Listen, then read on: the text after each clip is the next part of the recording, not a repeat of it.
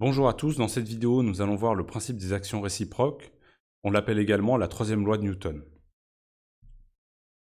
Alors avant de vous présenter ce principe, je vais vous poser une petite question pour vous faire réfléchir. Imaginons qu'on a un camion qui arrive et qu'il rentre en collision avec une petite voiture compacte, donc quelque chose de beaucoup plus petit et plus léger. Et la question qu'on vous pose, c'est de savoir va être la force que va subir le camion par rapport à celle de la voiture. Donc vous avez 5 possibilités. Je vous laisse une seconde pour mettre pause et vous faire une idée de la réponse que vous auriez donnée. Alors pour répondre à cette question, on va regarder le principe des actions réciproques. Je vais vous l'énoncer et puis après on va essayer d'expliquer ce qu'il veut dire. Ce principe des actions réciproques, on le trouve également sous le nom de principe d'action-réaction, mais je vous déconseille un peu d'utiliser parce que ça amène à faire des erreurs, cette nomination. Donc utilisez plutôt principe des actions-réactions et moi je noterai AR dans le futur, dans mon cours. Donc si on a un corps A, ici c'est un bonhomme, hein, qui exerce sur un corps B une force F de A sur B, alors le corps B va exercer sur A une force égale en norme et opposée en sens, telle que F de B sur A donc, est égal à moins F de A sur B, c'est-à-dire comme ceci.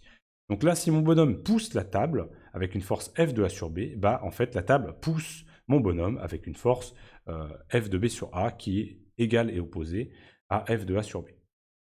Alors ça peut surprendre beaucoup, souvent en amphi, j'ai beaucoup d'étudiants qui disent mais qu'est-ce que ça veut dire? En fait si, hein, quand vous poussez le mur, un mur, et le mur en fait est en train de vous pousser aussi. On le sent le mur, plus on pousse, plus on sent qu'il résiste. C'est bien parce qu'on ressent quelque chose. Et pour vous en convaincre, imaginons maintenant la situation, on refait la même histoire, mais cette fois-ci c'est un patineur, donc là ici il y a de la glace, et il pousse un mur qui est solidement accroché. Donc qu'est-ce qui va se passer si mon patineur pousse le mur avec une force A sur B?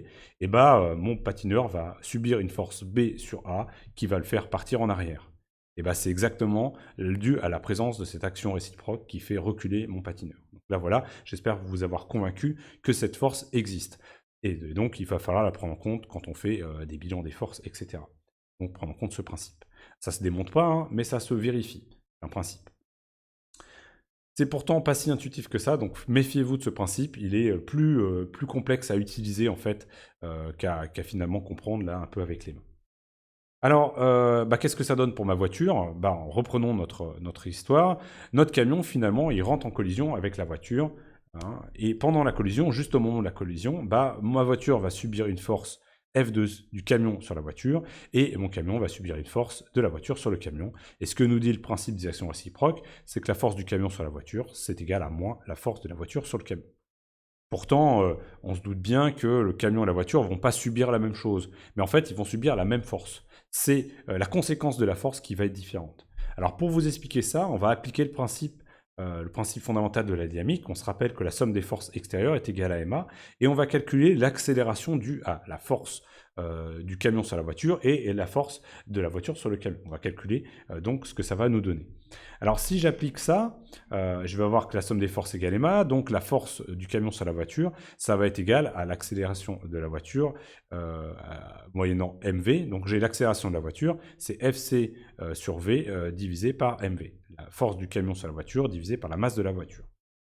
Et maintenant, si je fais pareil pour le camion, je vais avoir la force de la voiture sur le camion divisée cette fois-ci par la masse du camion. Et comme la force de la voiture sur le camion, c'est égal à moins la force du camion sur la voiture, j'obtiens ici le même terme des deux côtés, mais par contre ici je divise par la masse de la voiture, et ici la masse du camion. Et ce qu'on voit, c'est que finalement ici on va diviser par quelque chose de beaucoup plus petit que là, puisque le camion a une masse plus grande que la voiture, donc l'accélération de la voiture va être beaucoup plus grande en point de vue norme par rapport à l'accélération du camion. Et c'est pour ça que la voiture va partir beaucoup plus que le camion. Il vaut mieux être dans le camion que dans la voiture quand on a un accident avec un camion. Alors bien sûr, là j'ai pas traité du fait que le camion et la voiture vont se déformer pendant le choc, que le camion pourrait monter sur la voiture, parce que ça arrive aussi, c'est pas très bon pour le conducteur de la voiture. Il y a plein de choses que naturellement on n'est pas en train d'étudier. Mais par contre, ce qui est sûr, c'est que la voiture va subir une accélération beaucoup plus grande que le camion.